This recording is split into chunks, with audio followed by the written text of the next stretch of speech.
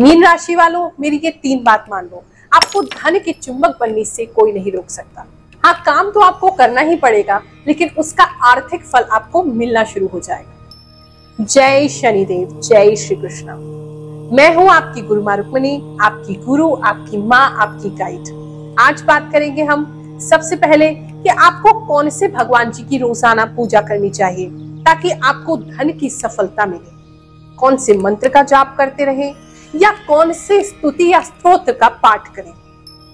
दूसरा जानेंगे कि आपका फेवरेबल कलर कौन सा है जो आपको धन का आकर्षण केंद्र बना देगा। कौन सा है आपका लकी कलर और उसको कैसे यूज करना है, अपनी लाइफ में कहां कहां उस कलर को आप लगा सकते हैं। तीसरा जानेंगे अपनी जन्म कुंडली से कि हमारे धन के कौन कौन से ग्रह होते हैं। मैं आपको सिखाऊंगी आपकी जन्म कुंडली में आप अपने धन के ग्रह को कैसे देखें और कैसे उसे मजबूत करें। तो चलिए शुरू करते हैं। ग्रहों की बात गुरु माँ के साथ।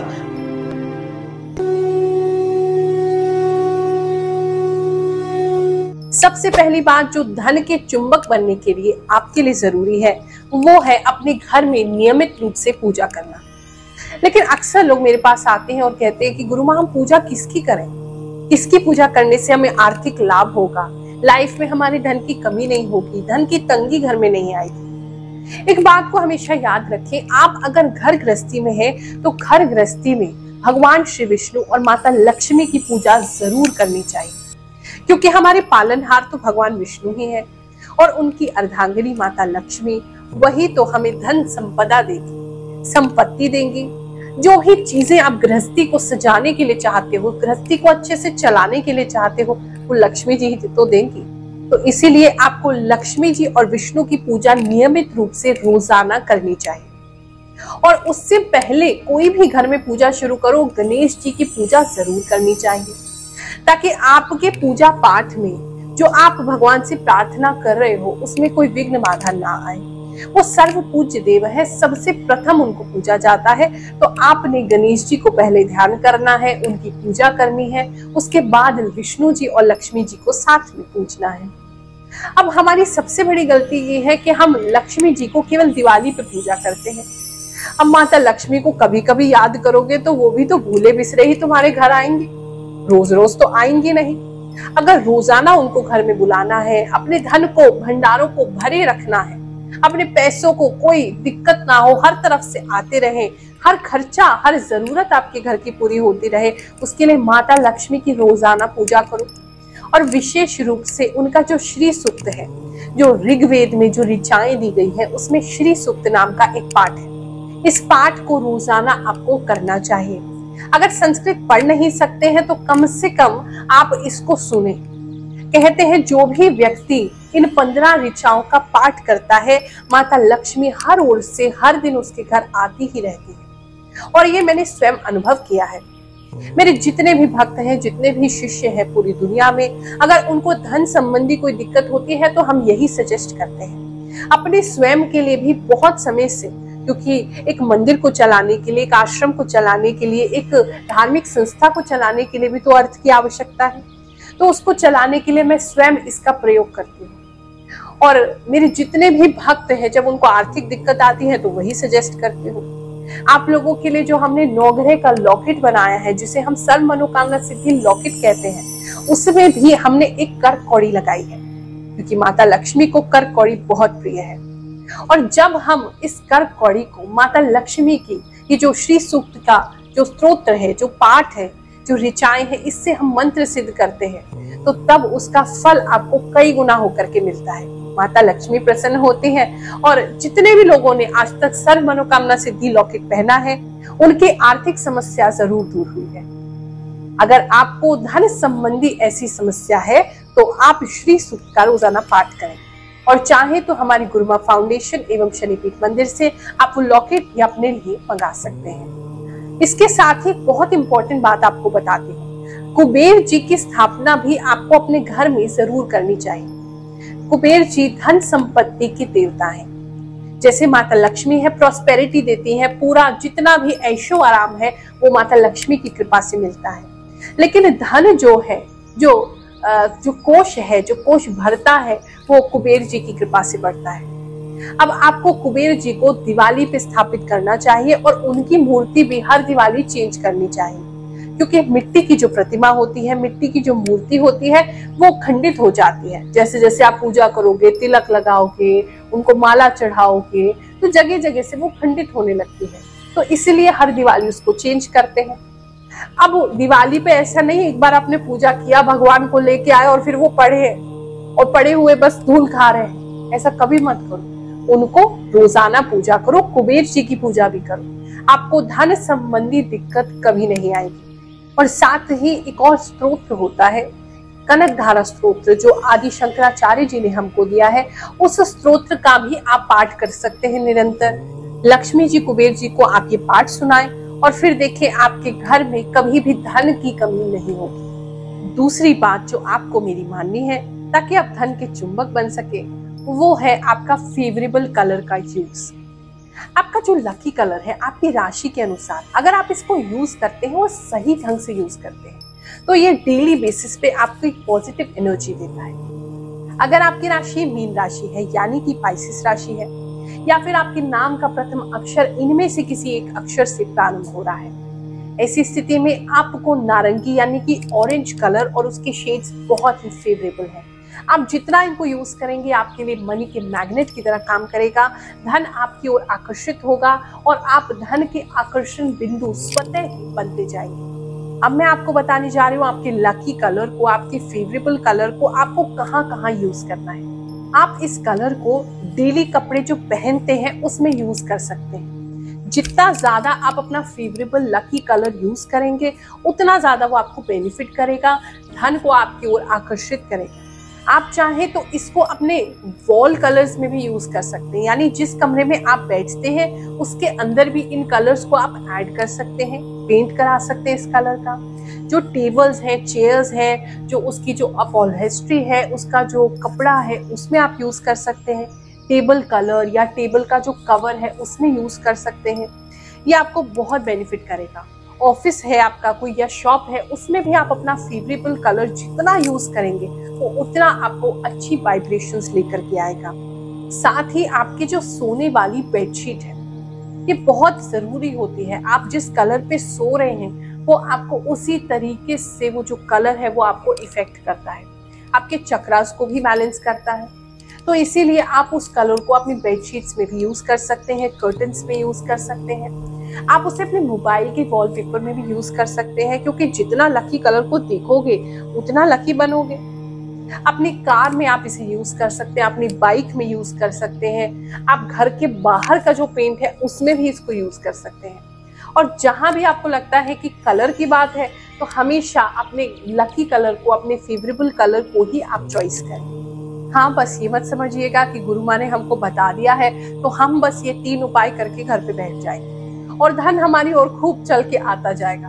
देखो, मेहनत तो आपको करनी है, कर्म तो प्रधान है ही इस कर्म भूमि में, लेकिन हाँ, जो मेहनत का फल आपको नहीं मिल रहा है, इस तरह के उपाय करने से वो मेहनत का फल आपको मिलने लगता है। अगर आपको लगता है कि गुरु माँ बहुत उपाय कर लिए हैं, थक गए हैं, समझ नहीं आता क्या करें, तो बिल्कुल मत परेशान होइए। आपकी गुरु माँ हमेशा आपके साथ है। जिन लोगों के पास धन की कमी है, उनके लिए हम फ्री जनता दरबार लगाते हैं। आप किसी भी गुरुवार सुबह 11 बजे से 2 बजे तक आकर के हमसे मुलाकात कर सकते हैं। 1 रुपया हम उसमें चार्ज नहीं करते हैं। आपको फ्री उपाय बताएंगे, आपकी कुंडली देखेंगे, आपको परामर्श देंगे। जिसकी कुंडली भी नहीं है उसकी फेस रीडिंग करेंगे, उसका चेहरा देख के उपाय बताएंगे।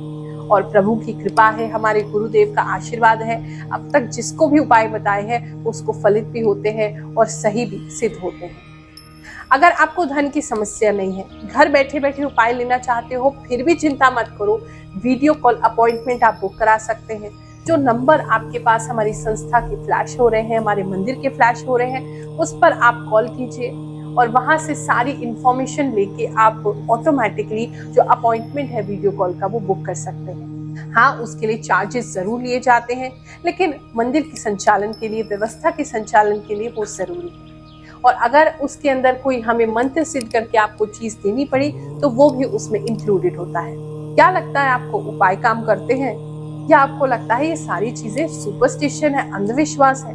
तो चलो किसी से मिलवाती हूँ जिन्होंने उपाय किए हैं और उनको उसका प्रभाव भी महसूस हुआ है। उसके बाद आपको बताऊंगी कि अपनी जन्म कुंडली में ग्रह अपने धन वाले कैसे देखने हैं। गुरु माँ जय शनिदेव। 2020 में मैंने आपसे कांटेक्ट किया था और आपने मुझे कुछ रत्न धारण करने के लिए दिए थे, जिनमें एक नीलम है, एक मूंगा है, एक अमेरिकन डायमंड है। तो इन रिंग्स को पहनने के बाद हाँ कुछ पॉजिटिविटी मेरी लाइफ में आई थी। उस समय मैं एक कोर्ट केस में फंसा हुआ था और चांसेस बन रहे थे कि मैं अरेस्ट हो सकता था। अरेस्ट उस केस में, जो कि एक ऐसा केस था जिसमें फेक FIR दर्ज हुई थी। आपने बताया था कि अरेस्ट होने के चांसेस हैं, लेकिन आई थिंक आपने जो स्टोन्स पहनाए थे उनसे मैं अभी तक बचा हुआ हूँ। और 2020 में सभी के काम डाउन हो गए थे, लेकिन फॉर्चुनेटली हमारा जो बिजनेस था कैरियर का, सप्लाई चेन मैनेजमेंट का, ये बहुत ज़्यादा बढ़ गया था, जिसकी वजह से मुझे बाकी लोगों की तरह काम नहीं छोड़ना पड़ा था। हमारा काम बढ़ गया था। 2020, 2021, 2022 में भी हमारा काम बढ़ा है, इंक्रीमेंट भी हुए हैं। तो इसके अलावा मैंने फ़िलहाल अभी एंसेस्ट्रल प्रॉपर्टी है एक, पिताजी की तरफ से मिली हुई है, वहाँ थोड़ा फ़ायदा हुआ है। थोड़ी सेविंग्स करके अपना खुद का एक छोटा सा कमरा बना लिया है, जिसको मैं कह सकता हूँ कि मेरा घर है। तो ये सभी मुझे लगता है आपकी कृपा से हुआ है। तीसरी बहुत जरूरी बात जो आपको ध्यान में रखनी है वो है आपकी जन्म कुंडली के ग्रह। अब मैं आपको आपकी जन्म कुंडली देखना सिखाती हूँ, जिसमें आप अपने धन की स्थिति को समझ सकते हैं। आप सबके पास अपनी जन्म कुंडली तो होगी ही, तो जो उसका लगन चार्ट होता है, जहां पे लगन लिखा होगा, वो जो पहला टेबा होता है उसको खोल लीजिए। अब इसमें आपने 3 ग्रहों को देखना है, क्योंकि धन संबंधी 3 ग्रह जीवन में बहुत जरूरी होते हैं। सबसे पहला है शुक्र। शुक्र ग्रह अगर व्यक्ति का अच्छा है तो उसको धन की कमी नहीं होती है, उसके पास हर सुख सुविधा होती है, उसको कहीं से भी एक लग्जूरियस लाइफ मिल जाएगी। चाहे ऐसा व्यक्ति किसी भी गरीब घर में जन्म ले, लेकिन धीरे धीरे करके उसके जीवन में ये सारी सुख सुविधाएं, चाहे वो घर हो, चाहे गाड़ी हो, चाहे अच्छा रहन सहन हो, अच्छा कपड़े हो, अच्छा खाना हो, उसे सब कुछ मिलता है, क्योंकि शुक्र जो है वो लक्ष्मी के कारक है। तो आपको ये ध्यान में रखना है, जहां भी आपकी जन्म कुंडली में शुक्र लिखा है, वो शुक्र देख लीजिए कहाँ बैठे हैं। जो मैं आपको दिखा रही हूँ टेबल, उस टेबल को ध्यान से देख लो। शुक्र इन घर में या इन राशि में बैठे नहीं होने चाहिए। सबसे पहला तो इंपॉर्टेंट चीज आपको देखनी है, आपका शुक्र ग्रह नीच का ना हो, यानी कि 6 नंबर राशि में नहीं बैठा हो। अगर 6 नंबर राशि में बैठा है, इसका मतलब वो नीच का है, आपको शुभ फल नहीं देगा, धन की तंगी बनी रहेगी, धन से परेशान रहेगी। अगर उच्च का है, 12 नंबर में बैठा है, 12 नंबर राशि में है, मीन राशि में, तो समझ लीजिए बहुत अच्छा है, धन की स्थिति हमेशा अच्छी बनी रहेगी। और भी शुक्र के जो अच्छे घर होते हैं, जो अच्छी राशि होती है, जो मित्र घर होते हैं, वो सब मैं आपको इस टेबल में दिखा रही हूँ, आप इसको देख के समझ सकते हैं। अब आपने अपना शुक्र देखना है और शुक्र देखना है कौन से नंबर में है। अब इस टेबल से मैच कर लीजिए कि आपको पता चल जाएगा आपका शुक्र अच्छा है, नहीं है या सम है। यानी कि सम का मतलब अच्छा भी नहीं है, खराब भी नहीं है, बीच का है, आपको एवरेज रिजल्ट देगा, एवरेज फल देगा। दूसरे नंबर का जो ग्रह होता है, जो धन के लिए बहुत जरूरी है, वो है बुध। बुध हमारे व्यापार का कारक है, बुध लक्ष्मी का कारक है, बुध बुद्धि का कारक है, वाणी का कारक है। अगर आपके जीवन में धन की कमी है तो बुध की स्थिति देखने भी बहुत जरूरी है। तो अब अपनी कुंडली में बुध ग्रह की स्थिति देखिए कि कौन सी राशि में बैठा है। बुध 12 नंबर राशि में नहीं होना चाहिए। जहां मीन राशि है, 12 नंबर लिखा है, अगर आपका बुध वहां है तो पक्का भैया गड़बड़ है, फिर तो आपको उसको ठीक करना पड़ेगा। हाँ, 6 नंबर राशि में बैठा है या 3 नंबर राशि में बैठा है तो अच्छा है। 6 में बैठा है तो उच्च का हो जाएगा, 3 में बैठा है तो स्वग्रही हो गया, आपके लिए अच्छा है। और इसके लिए बुध अच्छा है या नहीं, कौन से नंबर आपकी राशि में बैठा है, वो टेबल देखिए और उस टेबल का स्क्रीनशॉट भी आप ले सकते हैं। देख करके कि आप अनुमान लगा लीजिए कि आपके लिए बुध अच्छा है, बुरा है या सम है। अब बात करते हैं तीसरे ग्रह की, बृहस्पति। बृहस्पति ग्रह अगर आपका अच्छा होगा तो आपकी लाइफ में कहीं ना कहीं से आपको एक अच्छा जीवन दिला ही देगा।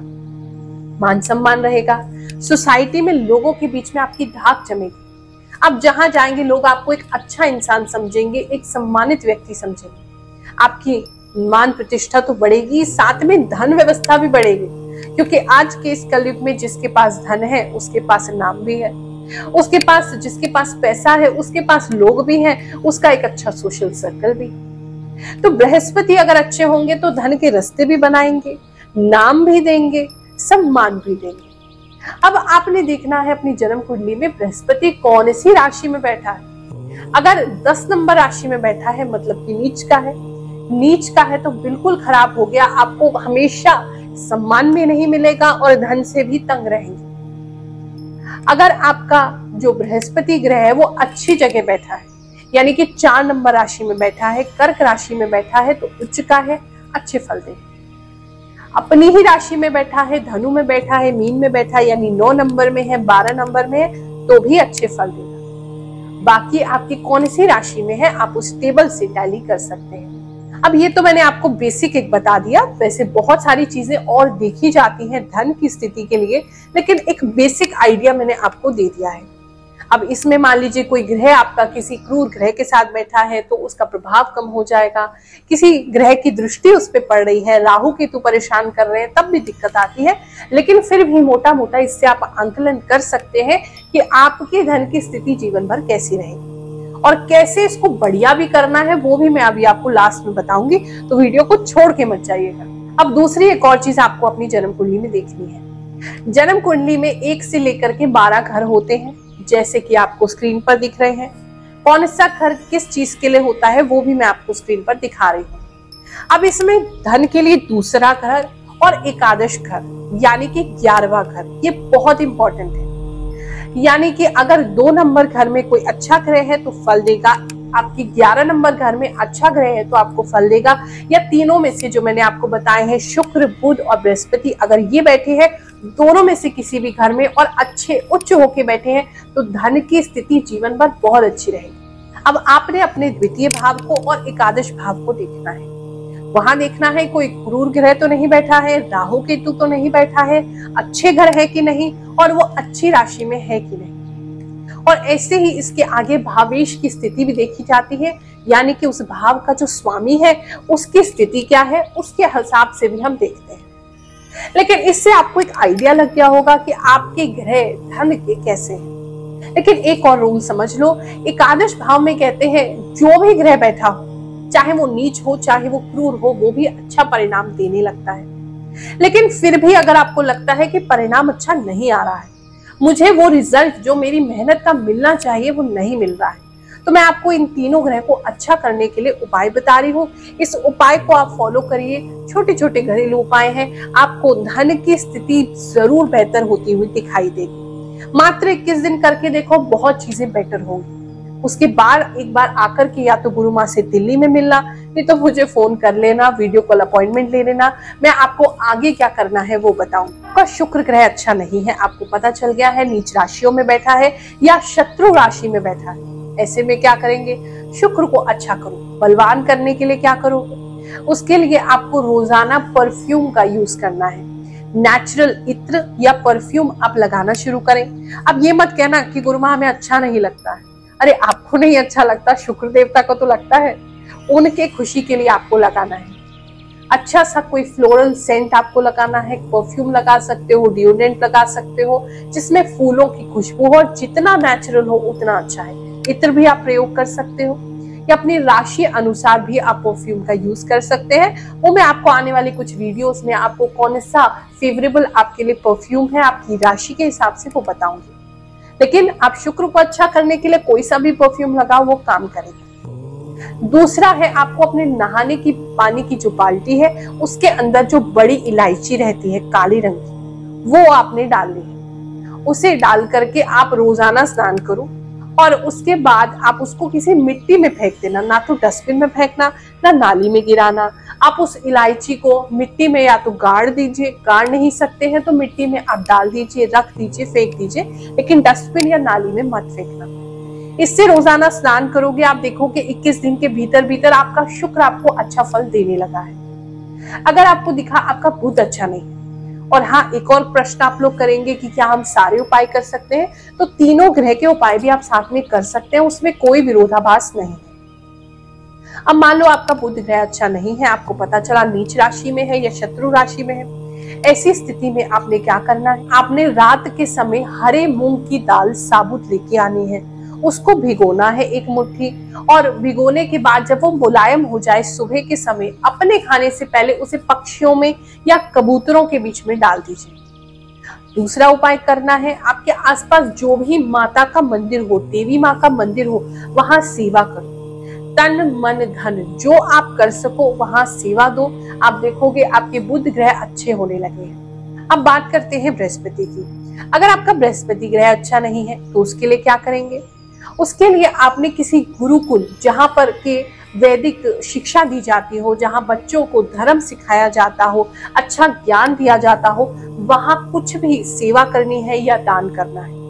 वहां दान करने से बृहस्पति बहुत प्रसन्न होंगे, आपको अच्छे फल देंगे। दूसरा आपको करना है बृहस्पति के लिए, आपने अपना जो पूजा घर है, जो मंदिर है या मंदिर का कमरा है, उसे खुद साफ करना है और रोजाना साफ करना है।